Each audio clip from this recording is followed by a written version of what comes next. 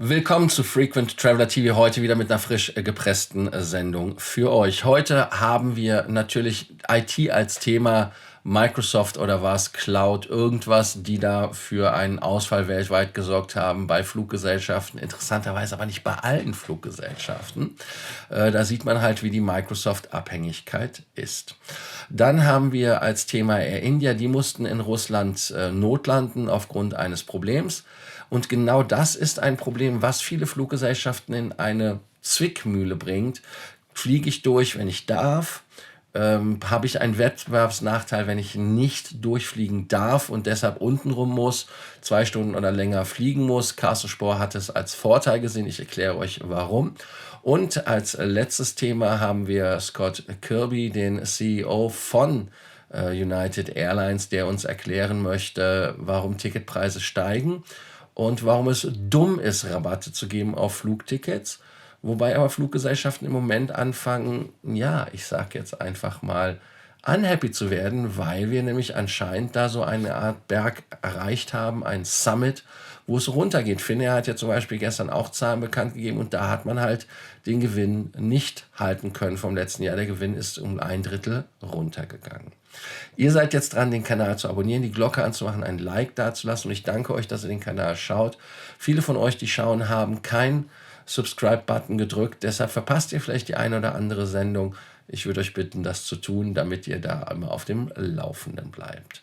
Und nochmal die letzte Möglichkeit, bevor der Auslosung morgen, eigentlich vorletzte Möglichkeit, wir haben ja noch eine Samstagssendung, da sich anzumelden, weil morgen verlose ich die letzten beiden Plätze für die Veranstaltung in Frankfurt, wo es zur Lufthansa geht.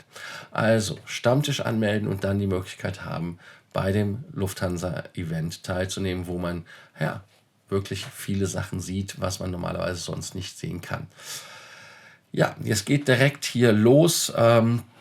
Das erste Thema, das ist natürlich der IT-GAU. Da gibt es auch nichts zu beschönigen und auch nichts zu sagen, was man dazu machen kann. Also EDV fällt aus. Dann gab es diesen Blue Screen of Death, glaube ich, wie der heißt. Also quasi dieser Todesbildschirm bei Microsoft, der halt einfach blau ist und Ende im Gelände signalisiert. Wir können mal angucken, was bei dem weltweiten IT-Problem passiert. Ich hatte ja am Anfang Berlin als isolierten Fall nur verstanden, aber das war halt so, dass es wirklich weltweit ein Problem war und dachte so, oh, die Berliner sind wieder doof. Aber nein, da muss ich mich entschuldigen für meinen Gedanken, den ich hatte.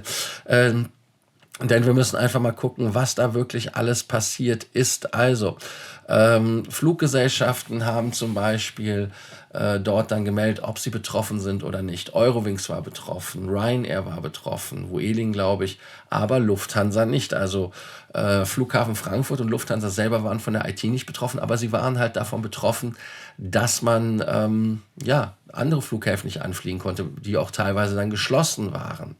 Dann Zürich hatte zum Beispiel Landungen gestoppt. Der Check-in musste von Hand gemacht werden, was halt relativ aufwendig ist. Dann in Asien gab es dann auch Probleme, und zwar Changi in Singapur. Die haben dann auch gesagt, wir haben da ein Problem. Und Heathrow hat Meldungen gehabt, dass es Verzögerungen gibt. Der Ausfall bei Microsoft betreffe ausgewählte Systeme in Heathrow, teilte man mit, der Flugbetrieb läuft und wir setzen Notfallpläne um die Auswirkungen auf Reisen zu minimieren. Und Flugsicherung hatte Gott sei Dank kein Problem. Ab 12:07 Uhr war das, glaube ich, die Condor und die ITA betroffen. Aufgrund einer technischen Störung kommt es aktuell zur Einschränkung bei der Buchung, Abfertigung. Also das heißt, es war nicht nur die Abfertigung, sondern auch Buchungsseiten waren betroffen. Ich habe dann später gelernt, dass das auch Banken betroffen hat, zum Beispiel, dass die Apps nicht funktioniert haben, Tickets kaufen, Kreditkarten. Also so, wie es halt in einer vernetzten Welt leider ist, wenn es einen großen Outage gibt. Und ich hatte gestern auch irgendwo in der Sendung gesehen oder heute in der Sendung gesehen, dass jemand gesagt hat, Freunde der Gefliegengastigkeit, das ist wohl der größte anzunehmende Unfall. Und in Hongkong gab es auch lange Schlangen weil es wirklich von der Abfertigung Probleme gab. Und CrowdStrike, das ist die Firma nicht mit Cloud, sondern CrowdStrike, das ist irgend so eine IT-Sicherheitsfirma, die da den Fehler gemacht hat. Und der Kollege ist ja gestern durch viele US-Sendungen getingelt und heute und macht und tut. Und der Fehler ist bei einer Aktualisierung der Software für Windows-Computer passiert. Und es ist halt wirklich keine Cyberattacke, es ist nichts gewesen, wo man irgendwann beschuldigen kann, außer halt ein Update, was scheiße gelaufen ist. Ich habe gestern auch noch ein Meme gesehen, was ich lustig fand. Southwest Airlines betreibt halt alles noch auf Commodore C64, da kann nichts passieren. Heißt also, man hat bei der Southwest quasi aus der Not eine Tugend gemacht. Ich weiß nicht, ob es echt ist von denen, aber ich fand es amüsant.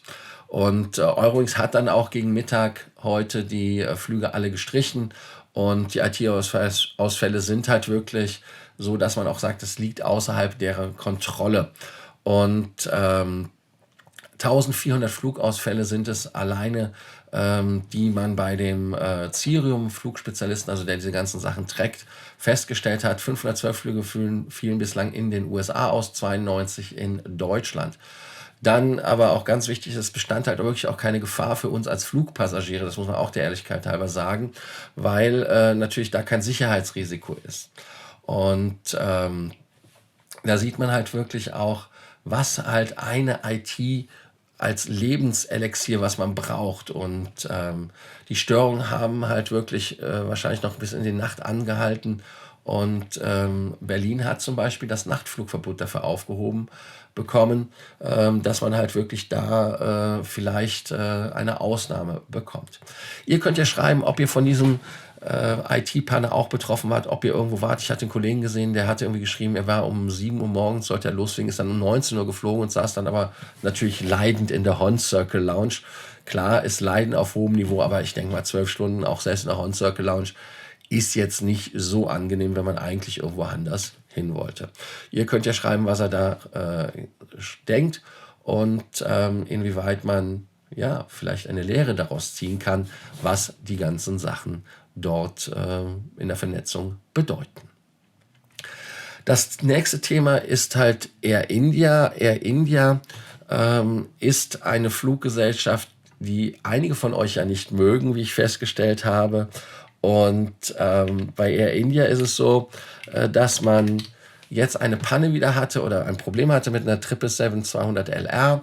Die ist dann außerplanmäßig in Russland gelandet.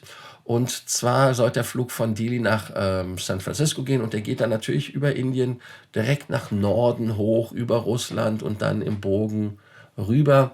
Und da hat man halt im russischen Luftraum ein Problem gehabt. Und zwar die Passagiere, die auf der Victor Tango Alpha Lima Golf waren, mit 225 Stück, 19 Crew, ist so, dass die in Krasnojarsk gelandet sind. Das Problem, was sie hatten, war, weiß ich jetzt gar nicht mehr ganz genau, Rauchalarm genau im Frachtdeck. Das ist natürlich etwas, wo man nicht spaßt. Und das Thema ist natürlich jetzt ein Riesenthema. Warum? Wenn man in Russland landet, hat man zwei Probleme. Und Air India hatte das ja schon mal im Juni 2023. Da musste ja auch eine LR den Flug abbrechen. Auch in Russland notlanden. Man bekommt keine Ersatzteile wegen dem Embargo. Zumindest sehr problematisch. Emirates hatte das ja auch. Und das andere Thema ist, man hat halt die Angst, dass in Russland dort dass man dort die Passagiere als Geisel nimmt. Und wir hatten ja jetzt mit diesem Urteil gegen den Journalisten in Russland, sieht man ja, dass man da immer wieder versucht, auch Leverage zu bekommen, also Leute zu bekommen, um eine Handhabe zu haben, um was zu tauschen zu haben. Und das ist natürlich das Problem, warum die amerikanischen Behörden da relativ Angst haben, was zu tun.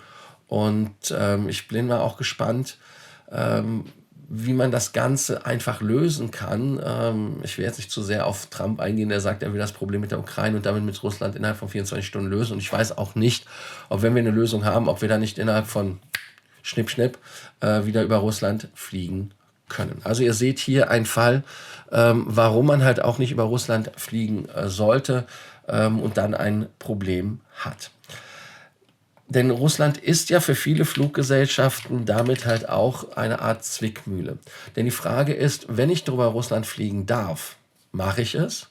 China Eastern zum Beispiel durfte ja deshalb quasi nicht mehr in Wien den Slot bekommen, weil die haben gesagt, nee, du hast gegenüber der Auer einen ganz klaren Vorteil der Kosten und die Auer darf da nicht durchfliegen. Das heißt also, eine Fluggesellschaft, die darf und eine Fluggesellschaft nicht darf, hat natürlich einen Kostenvorteil. Virgin Atlantic hat jetzt zum letzten Mal eine 787-9er von Heathrow nach Shanghai geschickt und die haben gesagt, das geht einfach nicht für uns. Für uns lohnt sich das finanziell nicht zu fliegen, denn man ist dort über 25 Jahre ungefähr geflogen von London nach Shanghai und das war auch das letzte Ziel. Am 25. Oktober ja, war das halt so. Da war der Rückflug ist jetzt nicht erst gewesen und man will ihn auch nicht wieder aufnehmen. Und jetzt ist es halt wirklich so, dass man wegen zunehmender Herausforderungen und Komplexität das Handtuch wirft im klassischen Sinne, die weiße Fahne hisst und sagt, wir geben auf. Und das Problem ist halt, dass man die Flugzeit von Shanghai um 1 Stunde und der Rückflug ist um 2 Stunden verlängert durch die russische Luftraumschließung, weil Virgin darf ja auch nicht durchfliegen, weil man in England das quasi von den Russen verboten hat. Also die Russen haben es den Engländern verboten, als die Russen nicht mehr in Europa reinfliegen durften. Also im Prinzip auch die Lufthansa. Und die asiatischen Fluggesellschaften, wie ich ja an dem Beispiel von China Eastern gezeigt habe, die fliegen ja knallhart Knüppel durch das ganze Thema und haben da einen riesen Vorteil. Finnair fliegt zum Beispiel 4 Stunden länger nach Südkorea. 4 Stunden. Und das ist natürlich ein Riesenproblem. Carsten Spohr sagte im März, wir sehen, dass viele europäische Kunden gerne mit uns Umwege um Russland herum fliegen. Das sind zwar 1-2 Stunden mehr Flugzeit, aber dafür vermeidet man den russischen Luftraum. Und dann muss man einfach nur gucken, die von der anderen Seite durch Russland durchbrettern, ist man als Lufthansa gut positioniert. Das heißt, also die Lufthansa sieht das nicht als Problem an. Und ich persönlich sehe das schon als ein Problem an, weil es halt wirklich sehr viel mehr kostet. Und ich sage mal so, ein Flug, das ist ja kein Problem, aber wenn es mehrere Flüge sind, dann läppert sich dann sind das ja quasi pro Tag 2 Flugzeuge, 3 Flugzeuge, vielleicht 4 Flugzeuge mehr, die man braucht, weil man halt die längeren Flugzeiten hat. Und dann ist es so, dass natürlich dann eine Kapazitätsverlagerung passiert. Finnair fliegt ja zum Beispiel nicht mehr nach Asien so viel, sondern sie fliegen nach Nordamerika. Andere Fluggesellschaften fliegen nach Nordamerika. Virgin fliegt dann wahrscheinlich auch nach Nordamerika. Und damit ist es so, dass es jetzt halt wirklich dann Preisdruck gibt und die Preise natürlich da ein Problem sind. Lufthansa hat ja hier auch festgestellt, dass man das Jahresziel reduzieren muss. Also dass man hier ganz klar sagen muss, wir werden so viel Knete nicht einnehmen. Finnair hatte ich ja schon erwähnt, dass sie auch gesagt haben, dass deren Zahlen rückläufig sind. Und da kommen wir genau zu unserem CEO von United, Scott Kirby. Und Scott Kirby sagt, warum die Preise in die Höhe schießen werden. Also auf der einen Seite sagt Lufthansa, wir haben Gewinnwarnung, weil wir keine Gewinne machen. Scott Kirby sagt, nee, die Preise werden hoch. Und er hatte also auch diesen Call, diesen Investor-Call, wie man ihn nennt, zum ersten und zweiten Quartal, also zur Halbjahresgeschichte. Und der hat halt gesagt, dass wirtschaftliche Kräfte die Einnahmen der Fluggesellschaftsbranche erhöhen werden, aus seiner Sicht. Und erklärte, dass die Rückkehr zum Mittelwert allein höhere Tarife bedeuten wird. Also das heißt, dass er sagt, wir sind jetzt gar nicht beim Mittelwert. Irgendwie habe ich das Gefühl, wir sind gerade oben mit der Preisspitze, deshalb müssen sie halt runtergehen. Ihr könnt mich ja da gerne korrigieren in den Kommentaren. Oder dann sagt er, ich denke, dass das Verhältnis von Einnahmen der Fluggesellschaft zum BIP wieder nach oben tendieren wird. Jedes Mal, wenn die Kapazität der Nachfrage übersteigt, sinkt dieses Verhältnis. Die Nachfrage nach Flugreisen ist unelastisch. Also das heißt, jedes Mal, wenn wir einen Angebotsüberhang haben, ja, natürlich müssen dann die Preise runtergehen. Das ist ja so. Wenn ihr in den Supermarkt geht und da sind auf einmal 10 Produkte, die das Gleiche können, aber einer ist billiger, dann nimmt er natürlich immer das Billigere. Und so ist es ja auch in der Fluggesellschaft unelastisch, ja, keine Ahnung. Er glaubt auch, dass die kürzere Kapazität der Fluggesellschaften bedeutet, dass die Tarife steigen werden, da die Nachfrage stabil bleibt, die Fluggesellschaften mehr Geld für ihr Produkt verdienen werden. ist das ein CEO, der einfach nur seinen Investoren erklären muss, ja, wir kriegen Geld, also hat er Angst, dass die Investoren abspringen, dass man bei den Fluggesellschaften quasi im Moment nicht mehr so die Bäume in den Himmel wachsen lässt. Er argumentiert auch, dass die Flugtarife des Bruttoinlandsprodukts auffressen werden und dass die Tarife sich verdoppeln sollen, da die Einnahmen der Fluggesellschaft am Prozentsatz des BIP von etwa 1,2% auf etwa 0,6% gesunken sind. Ich weiß nicht, in welcher Realität der Kollege lebt. Also ich bin da etwas irritiert. Und er sagt auch, dass in wettbewerbsorientierten Branchen der Preis auf die Grenzkosten sinken sollte. Ich weiß nicht, wer von euch auch Volkswirtschaftslehre, Betriebswirtschaftslehre gemacht hat. Aber gerade bei Grenzkosten und so weiter, ja, aber dann muss man halt gucken, dass man keinen Angebotsüberhang hat. Also darum geht das. Und im Moment kommen ja mehr Flugzeuge rein, als wir denken. Und die 380er und so weiter sind ja wieder in Betrieb gegangen, weil man keine Flugzeuge hat.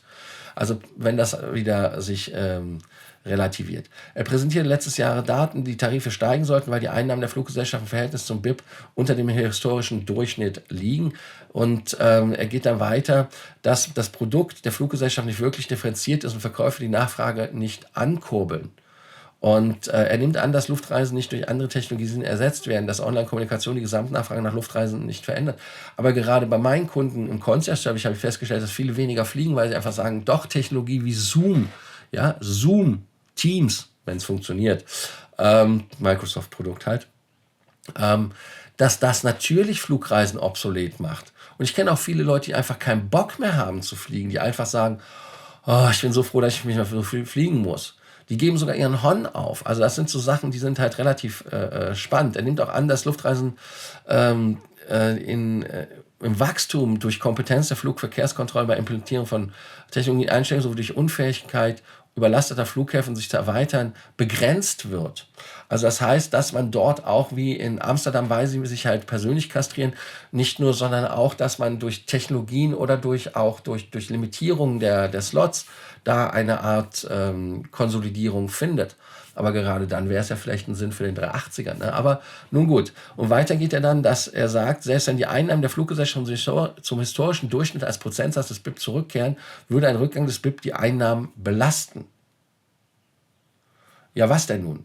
Also entweder es geht wieder zurück von den 0,6 auf die 1,2% und dann hat man mehr Knete oder dann nicht. Also er weiß dann selber anscheinend auch nicht. Aber die allgemeine Gesundheit der Wirtschaft beeinflusst die Nachfrage nach Flugreisen und Überkapazitäten, treiben die Preise nach unten, wenn Fluggesellschaften um ein festes Stück der Reisenachfrage konkurrieren. Ja, logisch. Ist halt auch so, dass das natürlich so ist, dass wenn die Sachen konkurrieren, dass es dort zu Preisverfall kommt. Das ist auch eine ganz logische Geschichte. Deshalb verstehe ich ihn halt nicht, warum er dann grundsätzlich so viel philosophiert, dass die Preise steigen werden. Wir gehen auf die Frage des Tages jetzt ein. Und zwar die Frage des Tages ist hier an dieser Stelle, und ich hoffe, ich habe euch nicht zu sehr mit meiner Armchair-CEO-Thematik gelangweilt. Einmal natürlich die Frage, wart ihr von der IT-Panne betroffen? Wart ihr auch viele Stunden in Lounges oder an Flughäfen gefangen deshalb? Und die andere Frage ist natürlich, werden die Ticketpreise teurer aus eurer Sicht oder werden sie niedriger? Wie hat Scott Kirby da die Realität getroffen aus eurer Sicht? Ich danke euch heute wieder, dass ihr bei Frequent Traveler TV dabei wart. Danke, dass ihr den Kanal abonniert habt, die Glocke angemacht habt, ein Like dagelassen habt, zum Stammtisch kommt und ihr bekommt an dieser Stelle natürlich als Dankeschön wie immer den Abspann. Also danke und in Alter und Frische bis zur nächsten Sendung. Also freue mich. Bis dann. Ciao.